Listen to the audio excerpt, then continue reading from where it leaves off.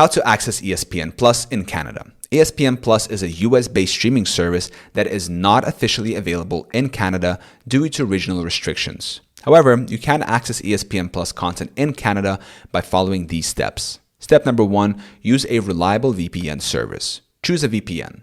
Select a reputable VPN provider with servers in the United States. Install the VPN. Download and install the VPN application on your device. Connect to a US server. Open the VPN app and connect to a server located in the United States. Step number 2, subscribe to ESPN Plus. Visit the ESPN Plus website. With the VPN connected to a US server, go to the ESPN Plus website. Sign up. Click on the subscription option and create an account. Payment method. Use a payment method accepted in the US, such as a US issued credit card or a digital payment service that works internationally. Step number 3, access ESPN content.